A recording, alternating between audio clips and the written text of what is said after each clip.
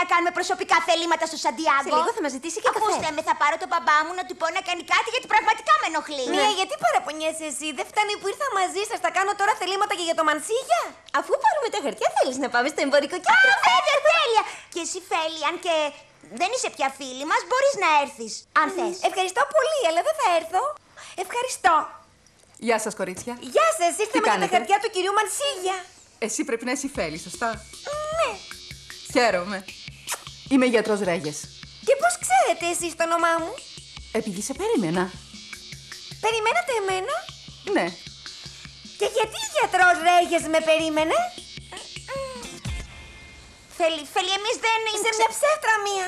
Θέλαμε να σε βοηθήσουμε. Θα έπρεπε να με αφήσετε ήσυχη για να με βοηθήσετε. Ευχαριστώ. Κορίτσια, γιατί δεν ηρεμούμε λιγάκι? Σας παρακαλώ πολύ, πέστε μου να καταλάβω τι συμβαίνει εδώ. Με ξεγέλασαν για να με φέρουν εδώ. Ευχαριστώ, κορίτσια, σας λατρεύω. Βέβαια, είναι λογικό. Η Φέλη έχει δίκιο, κορίτσια. Σε κανένα δεν αρέσει να πηγαίνει στο γιατρό με το ζόρι.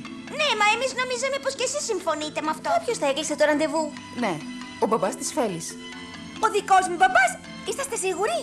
Ναι, είμαι σίγουρη, αλλά μπορώ να κοιτάξω την ατζέντα μου αν θες. Ακριβώς. Το ραντεβού το κανόνισε ο μπαμπάς σου. Και την ώρα την επιβεβαίωσε κάποιος Μανσίγια. Ο Μανσίγια και ο μπαμπάς δεν έχουν τίποτα καλύτερο να κάνουν από το να ανακατεύονται στη ζωή μου. Γιατί δεν με Μα σέβονται? Φέλη, εμείς πιστέψαμε ότι αυτό θα σε βοηθήσει. Κορίτσια, η Φέλη έχει το δικαίωμα να θυμώσει. Ακόμα κι αν εσείς οι δύο, όπως και ο πατέρας της, αντιδράσατε έτσι επειδή την αγαπάτε. Όχι, έχετε μάλλον λάθος πληροφόρηση, γιατρέ. Ούτε η μαμά ούτε ο μπαμπάς με αγαπάνε. Δεν με χωνεύουν επειδή είμαι χοντρή, ξέρετε. Και εσύ? Εσύ τους χωνεύεις? Δεν ξέρω, περνάω το περισσότερο καιρό στο σχολείο με τις φίλες μου. Τότε αυτό σημαίνει ότι οι φίλες σου είναι για σένα σαν οικογένεια. Έτσι δεν είναι, Φέλη? Αυτό πίστευα κι εγώ, όμως είναι σαν την οικογένειά μου γιατί σκέφτονται το ίδιο. Η Φέλη, η παχιά. Πώς γίνεται αυτό, πείτε μου. Γιατί? Ούτε εσείς τη χωνεύετε δηλαδή επειδή είναι παχιά?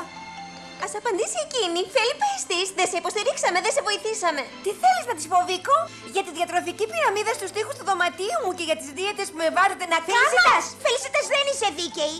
Εμείς πάντα προσπαθούσαμε να σε βοηθήσουμε, Φέλη. Πάντα έλεγες πως τα ρούχα δεν σου χωράνε, πως είσαι χοντρή, πως είσαι απέσια. Ούτε ξέρω τι έχεις πει, Φέλη. Για μένα δεν έχει σημασία αν είσαι αδύνατη παχιά. Το μόνο που με ενδιαφέρει εμένα είναι πως είσαι φίλη μου.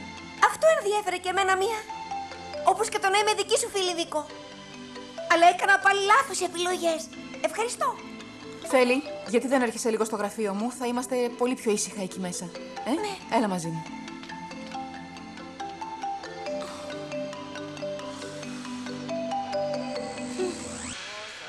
Είναι υπέροχη η γιατρός Ρέγες. Τα ξέρει όλα για το Φρόιντ, όλα. Είδες που άξιζε να τη δεις? Ναι, πρέπει να σας ευχαριστήσω. Αλλιώς εγώ μόνη Σε μου περίμενα μία, έλα εδώ. Θέλω να μου δώσεις τα λεφτά μου τώρα. Τα λεφτά που μου έκλεψες. Δεν έκλεψα τίποτα. Δεν σε πιστεύω, θέλω τα λεφτά μου τώρα. Και τι θα γίνει άμα δεν στα δώσω? Θα με χτυπήσεις?